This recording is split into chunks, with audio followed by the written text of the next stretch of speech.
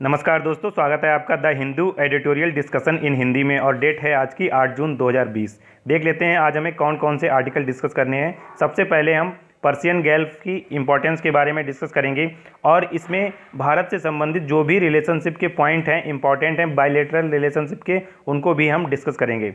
उसके बाद हम दूसरा आर्टिकल डिस्कस करेंगे कि कोविड-19 से जो फाइट्स चल रही है हमारी, मतलब भारत की जो फाइट्स चल रही है या विभिन्न देशों की, तो उनमें किस प्रकार से प्राइवेट हेल्थ सेक्टर को साथ लाकर इस फाइट को जीता जा सकता है। उसके बाद अगला जो दूसरे पेज पर एक आर्टिकल यहाँ पर छपा है, addressing the elephant in the room. अभी जो लास्ट वीक में केरल में क्या हुआ था कि एक मादा एलिफेंट्स की पाइनएप्पल जो कि विस्फोटक से भरा हुआ था, उसको खाने से उसकी मौत हो गई थी।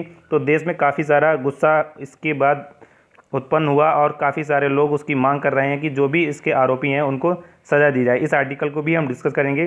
तो चलिए डिस्कशन स्टार्ट करते हैं। आज का हमारा जो सबसे पहला आर्टिकल है वो है बायलैटरल रिलेशनशिप से संबंधित है और वेस्ट एशिया से संबंधित है, वेस्ट एशिया और भारत के। यहाँ पर आप देख सकते हैं ये है पर्शियन गल्फ की लोकेशन। यहाँ ये बिल्कुल यहाँ पर आप देख सकते हैं ये है पर्शियन गल्फ। ठीक है, इस गल्फ की क्या इंपॉर्टेंस है भारत के लिए और अन्य ग्लोबल इंपॉर्टेंस क्या है। देखो, पारस की खाड़ी कहें या पर्शियन गल्फ कहें हम इसे, इसकी जो बाउंड्री है वो 8 देशों से टच होती है। कौन कौन से देश हैं यहाँ पर आप देख सकते हैं। ये पहला है यहाँ पर Bahrain, Iran, Iraq, Kuwait, Oman, Qatar, Saudi Arab और यूनाइटेड अरब अमीरात। यहाँ पर आप मैप में भी देख सकते हैं, एक मिनट, हाँ यहाँ पर ये है पर्शियन गल्फ। और यहाँ पर जो देश बाउंड्री टच कर रहे हैं, सऊदी अरब है, यूएई है, ओमान है, कुवैत है, बहरीन है और यहाँ पर आप देख सकते हैं इराक है, ईरान है और कतर है। ठीक है, तो ये 8 देश हैं। इनकी जो लोकेशन है वो पर्शियन गल्फ से टच होती है। दूसरी बात, ये सभी जो हैं वो यूएन के मेंबर भी हैं। यहाँ पर इस आर्टिकल में लिखा हुआ है कि ऑल देश मेंबर जो हैं यूनाइटेड नेशन के मेंबर हैं।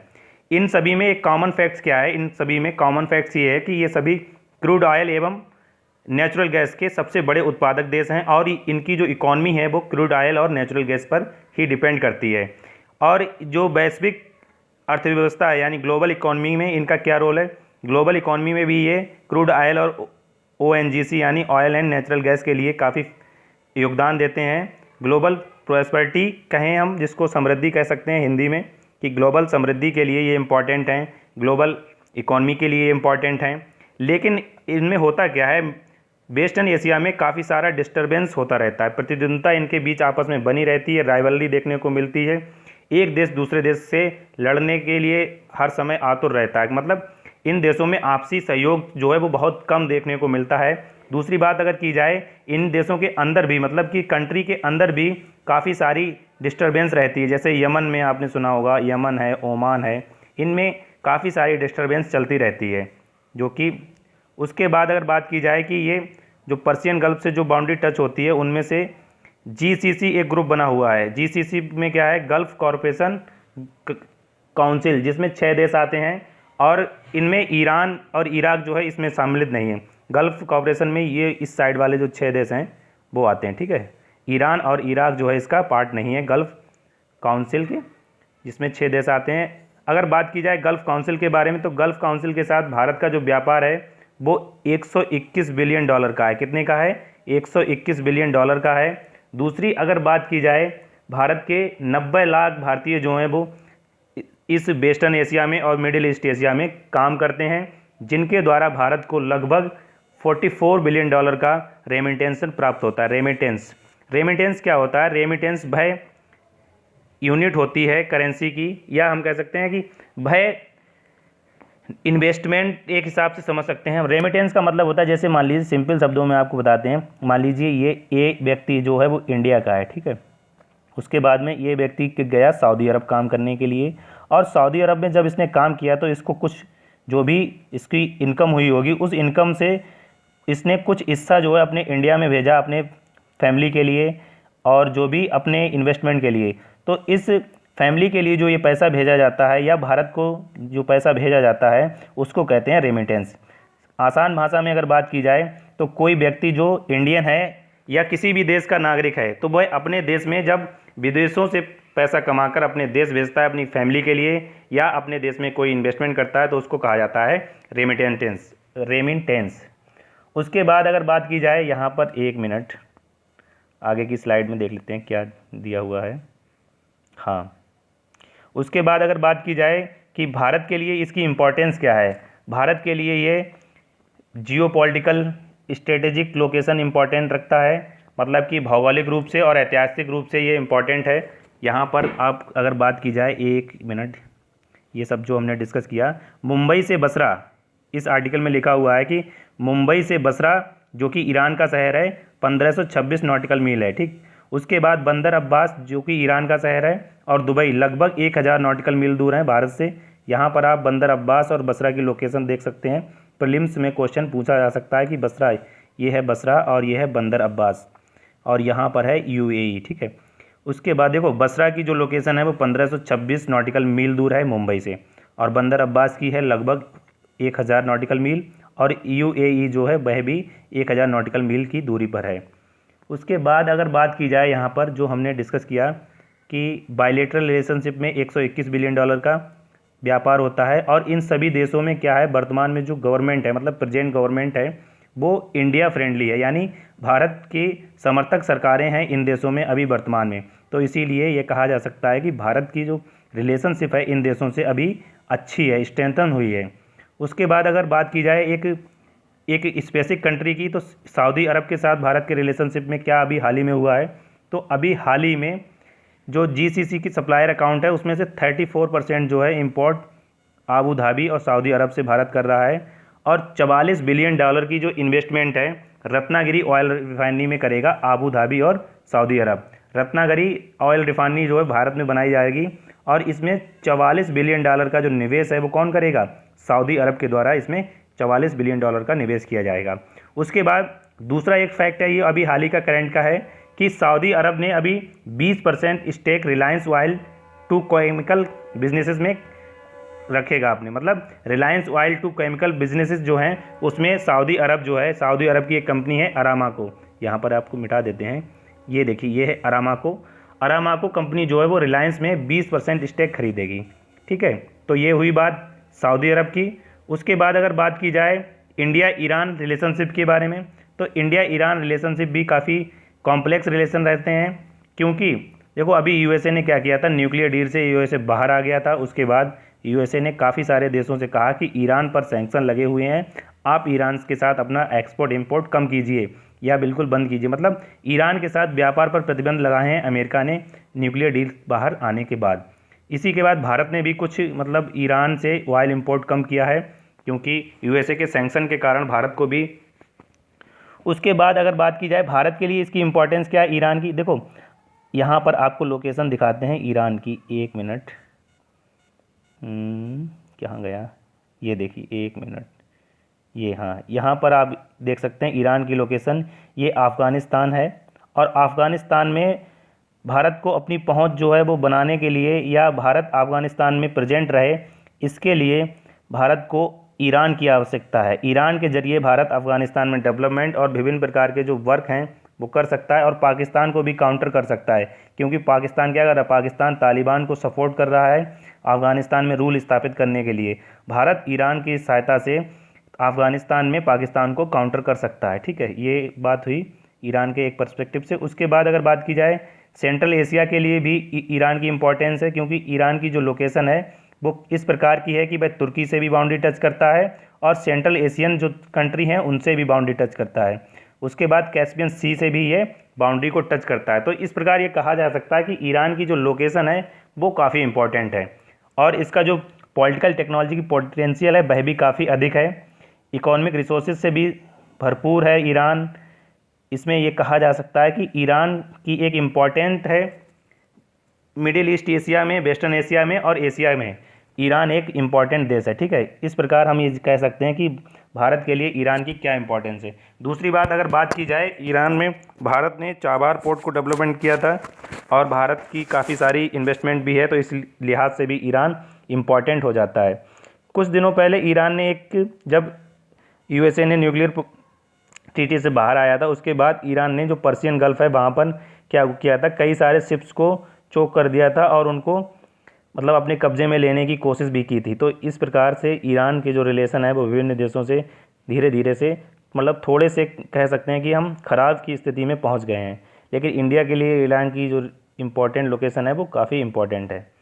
उसके बाद अगर बात की जाए अन्य भारत की जो टाइज हैं वो क्या क्या हो सकती हैं। देखो भारत जो है इस क्षेत्र में हम कह सकते हैं कि पश्चिमी एशिया में शांति, स्थिरता और क्षेत्रीय स्थिरता बनी रहे, इसके लिए क्या करना होगा, रीजनल डिस्प्यूट को सुलझाना होगा। उसके बाद अगर बात की जाए यहाँ पर जो हमने डिस्कस किया, शांति, regional stability, freedom of navigation यानी नौवहन की स्वतंत्रता हो, यानी कोई भी वाहन जो है शिप जो है वो पर्शियन गल्फ से एक देश से दूसरे देश के लिए जा सकें। तो इस प्रकार के जो कंसर्न है उनको दूर करने की आवश्यकता है। और ये सभी कंसर्न जो हैं इंडियन इंटरेस्ट के लिए भी अच्छे हैं, मतलब कि अगर इन कंसर्न्स को एड्रेस किया जाता है या इनको सुलझाया जाता है तो ये भारत के लिए लाभदायक होंगे। दूसरी बात की जाए कि हम पश्चिम एशिया की एक मार्केट तक पहुंच बना सकते हैं व्यापार, तकनीकी तथा मानव श्रम के आधार पर। देखो हमारे पास क्या है, हम व्यापार के जरिए पश्चिम एशिया तक अपनी मार्केट में पहुंच सकते हैं। टेक्नोलॉजी हमारे पास अच्छी है, हम टेक्नोलॉजी के जरिए पहुंच सकते हैं, मानव श्रम के आधार पर पहुंच सकते हैं। तो इस प्रकार हमने जाना कि इंडिया के लिए पश्चिमी एशिया की जो इम्पोर्टेंस है वह क्या है। ठीक है, चलते हैं आगे। अगला जो आर्टिकल है वो हमारा addressing the elephant in the room यानी इन्वायरमेंटल कंजर्वेशन से संबंधित है, जिसमें हाथी की बात की गई है। हाथी के लिए ये आर्टिकल फोकस है कि हाथियों का जो संरक्षण है वो किस प्रकार से किया जा सकता है। देख लेते हैं क्या है इस आर्टिकल में। इस आर्टिकल में सबसे पहले बात की जाए, अभी हाल ही में एक हमने डिस्कस किया था कि एक हथनी की मौत हो गई थी केरल में। उस मौत के बाद पूरे देश में गुस्सा भरा हुआ था कि जो भी दोषी हैं उनको सज़ा दी जाए। तो इसके बाद इस आर्टिकल में एक जो राइटर हैं वो एक अलग व्यू ऑफ पॉइंट प्रस्तुत करते हैं, मतलब उनका एक अलग विचार है इस आर्टिकल में, जिससे कि आप एग्ज़ाम में भी इस टाइप के जो आइडियाज़ हैं वो लिख सकते हैं। देखो यहाँ पर सबसे पहली बात तो ये डिस्कस करना ज़रूरी है कि जो अनानास मादा एलिफेंट ने खाया था वह उसके लिए नहीं रखा गया था, उसके लिए रखा गया था जंगली जो वाइल्ड जो सुअर होते हैं उनके लिए रखा गया था, उनके लिए ये रखा गया था। देखो अभी क्या हुआ था, कुछ वाइल्ड वॉर जो होते हैं उनकी संख्या काफ़ी बढ़ गई है केरल में और इन्होंने काफ़ी नुकसान पहुंचाया है किसानों की फसलों को, इसलिए। लेकिन अब क्या हुआ, देखो वाइल्ड वॉर की वजह से एक हथनी की मौत हो गई, क्योंकि उस ट्रैप में फंसाने के लिए वाइल्ड वॉर को अनानास खिलाया जाता था, मतलब अनानास में विस्फोटक भर देते थे, जिससे कि वाइल्ड वॉर जब उसको खाता था तो उसकी डेथ हो जाती थी। तो ये किसानों के द्वारा ऐसा काम किया जाता था। लेकिन अब समस्या ये उत्पन्न हो रही है कि आज भी क्या हुआ है कि हमारे देश में, एक मिनट इसको मिटा देते हैं। हाँ, प्रॉब्लम क्या है, प्रॉब्लम जो है नैरेटिव में वो क्या आई है। देखो आज के समय में स्थिति यह है कि हमारे संरक्षित क्षेत्रों में जानवरों को पर्याप्त भोजन नहीं मिल पा रहा है। जो भी जैसे संरक्षित क्षेत्र क्या होते हैं, जैसे मान लीजिए नेशनल पार्क हो गए या वाइल्ड लाइफ सेंचुरी हो गए, इनमें हैबिटेट लॉस हो रहा है। और दूसरी बात, इनकी वेजिटेशन में भी कमी हो रही है, जिस वजह से इनके लिए शिकार मिलना मुश्किल हो गया। अब जब इनको शिकार नहीं मिलता है तब ये क्या करते हैं, तब ये आउटसाइड एरिया में निकल आते हैं इन संरक्षित क्षेत्रों से। तब क्या होता है, ह्यूमन टू एनिमल कन्फ्लिक्ट होता है। क्या होता है, ह्यूमन टू एनिमल कन्फ्लिक्ट कब होता है, क्योंकि देखो संरक्षित क्षेत्रों में इनके लिए पर्याप्त भोजन की व्यवस्था नहीं हो पा रही, शिकार की कमी हो रही, वेजिटेशन की कमी हो रही, हैबिटेट लॉस हो रहा है। इस वजह से ह्यूमन टू एनिमल जो कॉन्फ्लिक्ट है वो पैदा हो जाता है। दूसरी बात अगर बात की जाए विकसित देशों की, तो देखो विकसित देशों में क्या है, इन जो प्रोटेक्टेड एरियाज़ हैं उनको रेगुलेट किया जाता है बिल्कुल अच्छे ढंग से। और हमारे देश में क्या है, हमारे देश में ऐसा नहीं हो पाता। हमारे देश में किसानों को अपनी फसल बचाने के लिए खुद से ही कुछ ना कुछ उपाय करने पड़ते हैं। और ये जो पाइनएप्पल वाला जो इंस्ट्रूमेंट समझ सकते हैं हम, या पाइनएप्पल का जो आइडियाज़ है वह भी किसानों के द्वारा स्वयं उत्पन्न किया गया है वाइल्ड बोर से अपने फसल को बचाने के लिए। उसके बाद अगर बात की जाए हमारे देश में, देखो विभिन्न सारे इन्वायरमेंटल एक्ट हैं, जैसे वाइल्ड लाइफ प्रोटेक्शन एक्ट 1972। इसके तहत जानवरों को कई लिस्टेड में कैटेगरीज वाइज बांटा जाता है और इसमें एक कैटेगरी होती है बर्मिन की। बर्मिन जब किसी जानवर को या किसी एनिमल को डिक्लेयर कर दिया जाता है तो उसको किसानों को उसको मारने की अनुमति प्राप्त हो जाती है। और वाइल्ड बोर जो है वो वाइल्ड लाइफ प्रोटेक्शन एक्ट 1972 के शेड्यूल 5 में आता है और यह बर्मिन घोषित किया जा चुका है। तो वाइल्ड बोर को मारने के लिए किसानों को परमिशन लेने की आवश्यकता नहीं है, ठीक है, क्योंकि ये वर्मिन डिक्लेयर किया जा चुका है। दूसरी बात अगर बात की जाए, केरल ने भी ऑलरेडी वाइल्ड बोर को वर्मिन डिक्लेयर कर दिया है।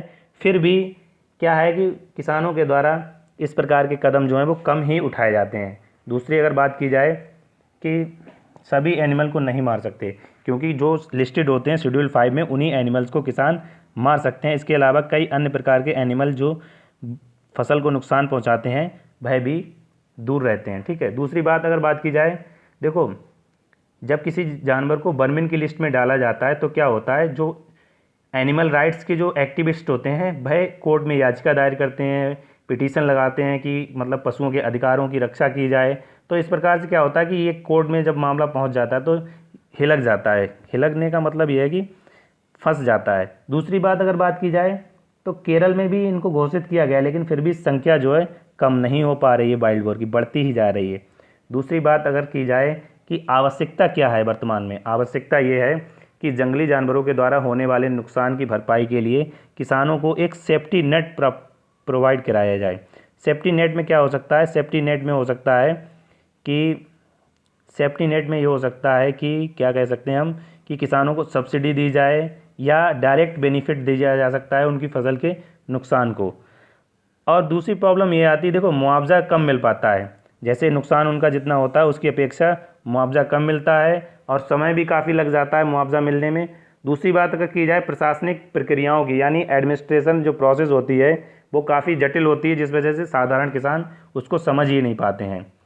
उसके बाद अगर बात की जाए कि नैरेटिव में क्या प्रॉब्लम आई है, क्या चेंज हुआ है, देखो इस घटना के बाद पूरे देश में यह धारणा बनती जा रही है कि सभी लोग एक ही कैटेगरी के हैं और सभी लोग प्लेनेट को समाप्त करने के लिए लगे हुए हैं। यहाँ पर आप देख सकते हैं ओवर एक्सप्लोटेशन द प्लेनेट, मतलब कि प्लेनेट के एक्सप्लोटेशन के लिए सभी लगे हुए हैं या अतिदोहन में संलिप्त हैं।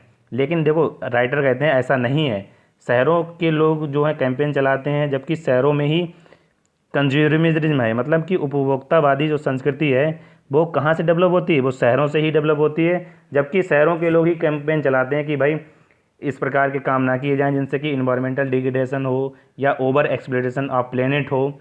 तो कह सकते हैं कि जो दोष है वो किन के ऊपर मोड़ा जा दिया जाता है। देखो अतिदोहन का जो दोष है वो किसानों के ऊपर मरना बिल्कुल ठीक नहीं है, क्योंकि किसान जो है बिल्कुल कह सकते हैं हम सस्टेनेबल तरीके से रिसोर्सेज का यूज करते हैं। जबकि शहरों में क्या होता है,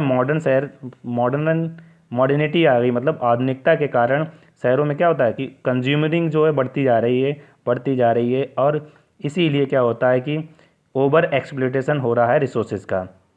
उसके बाद बात की जाए कि अगर प्रश्न अब तो ये मतलब कह सकते हैं क्वेश्चन ये बनता है कि अगर किसान जो दोषी हैं उनको सज़ा दिलाने पर समस्या का समाधान नहीं हो पाता है तो फिर आगे क्या किया जाए, इसके लिए हम कह सकते हैं कि देखो जो भी प्रॉब्लम है उसकी रूट्स तक जाना ज़रूरी है। देखो यहाँ पर लिखा है the best solution is going to route, मतलब कि उस जड़ को जानना समस्या की जिसके कारण ऐसे इंसिडेंट या ऐसे इवेंट्स जो हैं वो घटित होती हैं यहाँ पर, ठीक है। उसके बाद अगर बात की जाए सबसे पहले क्या किया जा सकता है वो हम डिस्कस कर लेते हैं। देखो जंगली जो वॉर हैं या वाइल्ड वॉर जो हैं उनकी संख्या को कम करने के लिए सरकार को बड़े पैमाने पर उपाय करने होंगे और जिससे कि फसल बर्बादी को रोका जा सके। सबसे पहले हमें करना क्या होगा कि अलग अलग, देखो क्या होता है कि जो प्रोटेक्टेड एरियाज़ होते हैं उनको डिफ़ाइन करना होगा बिल्कुल सही से और उनको रेगुलेट करना होगा। उसके बाद एक बात और ये करी जाएगी कि अभी वर्तमान में क्या है कि जो हमारे हाथी हैं, यहाँ पर आप देख सकते हैं हाथियों की जो संख्या है वो केवल 25% है प्रोटेक्टेड एरियाज़ में, बाकी 75% जो है वो नॉन प्रोटेक्टेड एरिया में है। तो इस प्रकार हम कह सकते हैं कि देखो ह्यूमन टू एनिमल कॉन्फ्लिक्ट जो है बढ़ने की संभावना रहती है। क्यों? क्योंकि उनके लिए क्या होता है कि उनको जब प्रीडेटर नहीं, मतलब कि कह सकते हैं उनको शिकार नहीं मिलेगा तो वो अपने प्रोटेक्टेड एरिया से बाहर आएंगे तो क्या होगा, बाहर आएंगे तो फिर से भाई साइकिल चलेगा कि ह्यूमन टू एनिमल कॉन्फ्लिक्ट होगा। उसके बाद अगर बात की जाए कि हमारे देश की जो कल्चर है या सिविलाइजेशन है वो क्या बताती है कि जीवों पर दया की जाए, या कह सकते हैं कि हमारे देश की संस्कृति जो है वो इस प्रकार जानवरों को संघर्ष से बचाने के लिए काफ़ी प्रतिबद्ध रहती है। उसके बाद अगर बात की जाए क्या इस आर्टिकल में हो सकता है, वे फॉरवर्ड में हम क्या कर सकते हैं। देखो, जो सुझाव हैं उनके लिए हम पहले जान लेते हैं कि ऐसे फसलों का उत्पादन कम किया जाए जो पशुओं को आकर्षित करती हैं। मतलब कि प्रोटेक्टेड एरियाज़ के आसपास ऐसी फसलों का उत्पादन कम किया जाए जो जानवरों को आकर्षित करती हैं, बल्कि प्रोटेक्टेड एरियाज़ में ही उनको फूड्स की सप्लाई की जाए या उनको इस प्रकार से डेवलप किया जाए जिससे कि जो भी एनिमल हैं वो प्रोटेक्टेड एरियाज़ में अपने जीवन को निर्वाह कर सकें या अपनी आजीविका को तलाश सकें। उसके बाद अगर बात की जाए वे फॉरवर्ड में हम क्या कह सकते हैं, वे फॉरवर्ड में हम कह सकते हैं कि यहाँ पर इस प्रकार देखो, सबसे पहली बात क्या है कि संघर्ष क्यों हो रहा था, इसके बारे में भी हमने डिस्कस किया। क्योंकि देखो मानव डेंसिटी बढ़ती जा रही है, फसलों का पैटर्न भी बदल रहा है। दूसरी बात, प्रोटेक्टेड एरियाज़ का जो हैबिटेट है वह लॉस हो रहा है। सॉल्यूशन तो बेस करता है हमारा पर्यावरण अध्ययन की ओर हमें आवश्यकता करनी है, या हम कह सकते हैं देखो पर्यावरण क्लियरेंस जो है वो देखने से पहले जांच होनी चाहिए। जैसे मान लीजिए इन्वायरमेंट से संबंधित कोई प्रोजेक्ट है और वह प्रोटेक्टेड एरियाज़ के आसपास या प्रोटेक्टेड एरियाज़ में लगाया जा रहा है, तो उसकी पहले जांच होनी चाहिए कि क्या क्या कंसर्न्स हो सकते हैं। अभी हाल ही में क्या हुआ था, वाइल्ड लाइफ बोर्ड की एक मीटिंग हुई थी, नेशनल वाइल्ड लाइफ बोर्ड की। तो असम में एक वाइल्ड लाइफ सेंचुरी है, एलिफेंट रिजर्व है, उसमें कोल प्लांट की एक मंजूरी दे दी गई है। तो देखो इस प्रकार से अगर ये डेवलपमेंट की मंजूरी दी जाती रहेगी तो कंसर्निंग इशूज़ बना रहेगा। चलते हैं आगे। अगला जो आर्टिकल है वो हमारा जीएस पेपर 2 के इशू रिलेटिंग टू हेल्थ या हेल्थ इंफ्रास्ट्रक्चर से संबंधित है कि किस प्रकार से प्राइवेट सेक्टर की मदद ली जा सकती है कोविड-19 से फाइट्स में। यहाँ पर हम देख सकते हैं, देखो इस आर्टिकल को डिस्कस करने से पहले एक क्लियर स्टेटमेंट है कि कोविड-19 महामारी जो है अभी नियर फ्यूचर में जल्द ही समाप्त होने वाली नहीं है। तो इस प्रकार हमारे जो हेल्थ रिसोर्सेज हैं उन पर काफ़ी बर्डन पड़ सकता है। इसीलिए आवश्यकता ये है कि पब्लिक हेल्थ केयर सिस्टम और प्राइवेट हेल्थ केयर सिस्टम को इंगेज किया जाए और दोनों को इस प्रकार से इंगेज किया जाए जिससे कि हम कोविड-19 की जो महामारी है उससे आसानी से या कह सकते हैं क्षमतापूर्वक निपट सकें। दूसरी बात, अब देखो कंसर्निंग इश्यूज़ ये इसलिए है क्योंकि अभी हाल ही में कुछ खबरें ऐसी पब्लिश हो रही हैं कि जिसमें कहा जा रहा है कि हमारे हेल्थ केयर सिस्टम जो है वो कम पड़ रहा है या बड़े बड़े शहरों में कोविड-19 पेशेंट के लिए बेडों की संख्या भी कम पड़ रही है। दूसरी बात, टेस्ट कराने में भी काफ़ी प्रॉब्लम आ रही है।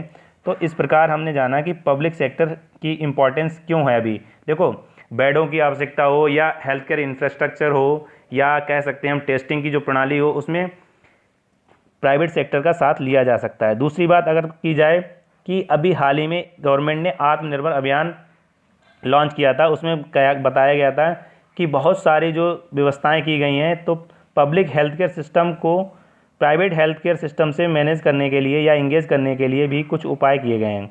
इनमें सबसे पहले हम जान लेते हैं कि क्या है कि देखो कमी सरकार की तो कह सकते हैं, इसमें देखो कमियां क्या हैं, इस मॉडल में जो कमियां हैं वो ये हैं कि कोई क्लियर गाइडलाइंस नहीं जारी की गई अभी तक कि किस प्रकार से प्राइवेट हेल्थ केयर सिस्टम को पब्लिक हेल्थ केयर सिस्टम के साथ इंगेज किया जाएगा या किस प्रकार से प्राइवेट कंपनियां या प्राइवेट जो हेल्थ केयर वर्कर्स हैं या उनको किस प्रकार से इस एक कहते नहीं एक कंजर्वेशन कह सकते हैं या कन्वर्जेंस कह सकते हैं, कन्वर्जेंस किस प्रकार से किया जाएगा।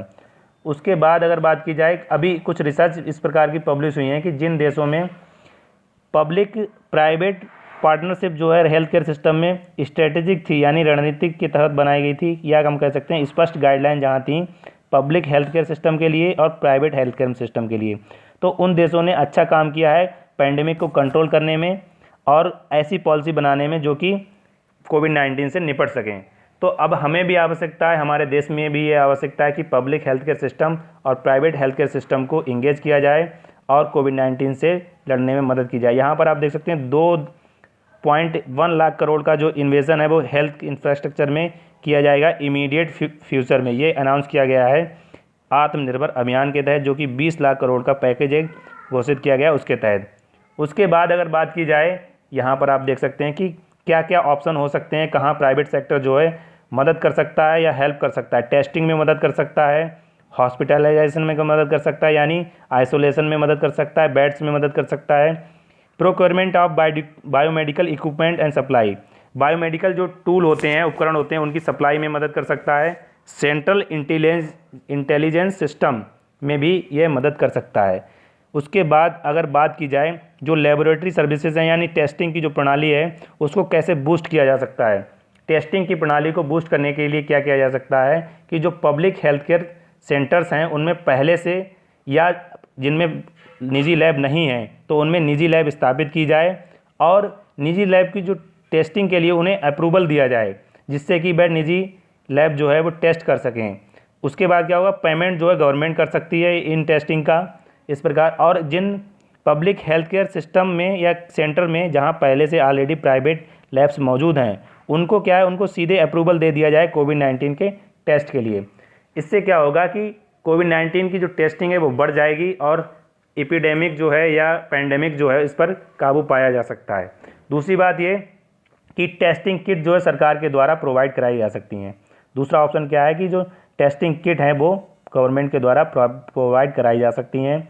उसके बाद एक अन्य ऑप्शन ये है कि सस्पेक्ट केसेस में क्या किया जाए, वाउचर की एक ई वाउचर की प्रणाली चालू की जाए, ई वाउचर मॉडल। ई वाउचर मॉडल में क्या होगा कि जैसे मान लीजिए कोई सस्पेक्ट है और उसे अपना टेस्ट कराना है तो वो क्या करेगा, हेल्पलाइन पर कॉल करेगा तो उसे एक ई वाउचर दे दिया जाएगा और फिर वह किसी भी लैब में प्राइवेट में जाकर उस ई वाउचर को दे देगा और उसका जो है वो टेस्ट हो जाएगा। तो इसको कहेंगे ई वाउचर मॉडल कहेंगे। तो इस मॉडल के तहत क्या होगा, गवर्नमेंट बाद में उसी वाउचर का पेमेंट कर देगी उस प्राइवेट लैब को जिससे कि प्राइवेट लैब्स भी अपने रिसोर्सेज का यूज कर सकती है और पैंडेमिक को कंट्रोल करने में अपना योगदान दे सकती है। तीसरा ऑप्शन क्या है, एक मोबाइल वैन लैब बनाई जा सकती है यानी कि चलती फिरती वैन जो कि कोविड-19 का टेस्ट करती हो। एक ऐसी मोबाइल वैन जिसमें सभी कोविड-19 से संबंधित टेस्टों की प्रणाली उपलब्ध हो, उसकी भी व्यवस्था की जाती है पब्लिक प्राइवेट पार्टनरशिप के थ्रू। उसके बाद अगर बात की जाए, एक मिनट, हॉस्पिटलाइजेशन इंफ्रास्ट्रक्चर क्या हो सकता है। देखो हॉस्पिटल में बेडों की संख्या बढ़ाई जा सकती है। दूसरी बात की जाए कि आईसीयू को डेवलप किया जा सकता है। देखो प्राइवेट अस्पतालों से क्या किया जा सकता है, स्टाफ को भी लिया जा सकता है। क्यों, जैसे मान लीजिए पब्लिक हेल्थ केयर सिस्टम में अगर स्टाफ्स की कमी है तो प्राइवेट हॉस्पिटल से स्टाफ भी लिया जा सकता है या एक उपाय ऐसा किया जा सकता है कि प्राइवेट हॉस्पिटल में ही बेड्स की संख्या बढ़ा दी जाए, मतलब जो बेड्स हैं उनकी संख्या क्या किया जाए, प्राइवेट हॉस्पिटल में ही बढ़ा दी जाए। दूसरी बात अगर की जाए कि सबसे पहले क्या है, एक इंश्योरेंस मॉडल को भी अपनाया जा सकता है गवर्नमेंट के द्वारा, थर्ड पार्टी के द्वारा। जैसे मान लीजिए प्रधानमंत्री जन आरोग्य योजना जो है या प्रधानमंत्री आयुष्मान भारत जो योजना है उसके तहत जो इलाज किया जाता है उसी प्रकार का इलाज जो है कोविड-19 को भी उसमें शामिल किया जा सकता है जिससे कि जो भी प्राइवेट हेल्थ केयर सिस्टम है या हेल्थ केयर फैसिलिटीज़ है वह कोविड-19 से संबंधित व्यक्ति जो पीड़ित हैं उनका इलाज कर सके और उस इलाज को इंश्योरेंस के ज़रिए वह उसकी रिकवरी कर सके।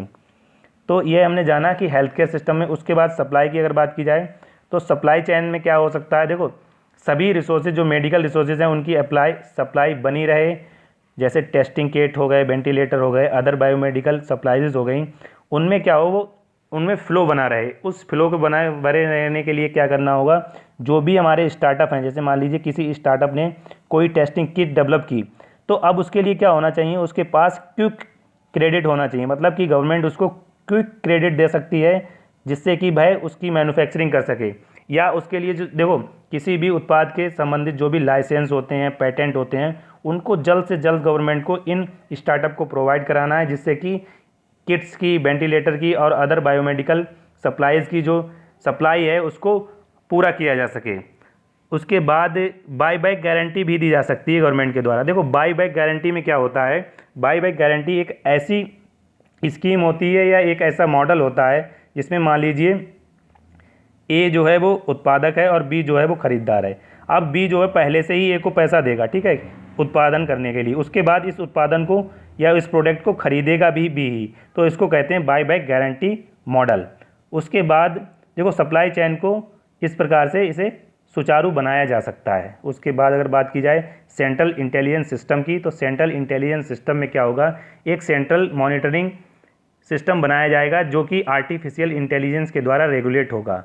किसके द्वारा होगा, आर्टिफिशियल इंटेलिजेंस के द्वारा रेगुलेट होगा, जिसमें कॉन्टैक्ट ट्रेसिंग की भी बात होगी, मतलब कि किस प्रकार से कॉन्टैक्ट ट्रेसिंग को आइडेंटिफाई किया जाए, केस आइडेंटिफिकेशन, या टेली हेल्थ केयर, मतलब टेली हेल्थ केयर कोविड-19 में किस प्रकार से काम करेगी, ई वाउचर को किस प्रकार से जनरेट किया जाएगा और टेस्टिंग को किस प्रकार से किया जाएगा। मतलब विभिन्न प्रकार के जो कोविड-19 से संबंधित सभी जो सर्विसेज हैं उनको एक ही सिस्टम में लाना, यानी सेंट्रल इंटेलिजेंस सिस्टम में लाना, जिससे कि सभी प्रकार की जानकारी जो है वो इस सिस्टम में मिल सके। देखो, ऐसी अवसंरचना का निर्माण करना हमारे देश के लिए तो मुश्किल बिल्कुल भी नहीं है, क्योंकि हमारा देश जो है वो आईटी टेक्नोलॉजी में अग्रणीय पंक्ति के देशों में आता है, या हम कह सकते हैं कि फॉरवर्ड लाइन के जो देश होते हैं उनमें भारत आता है आईटी सेक्टर में।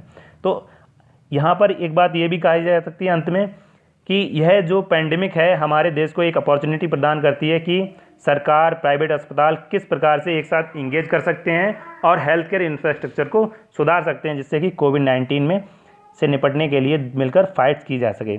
तो आज की डिस्कशन में इतना ही। तब तक के लिए नमस्कार, थैंक यू। अगर आपको ये वीडियो अच्छी लगी तो लाइक, शेयर और कमेंट करें और हमारे चैनल ओनली सिविल सर्विसेज को सब्सक्राइब करें। Thank you for watching.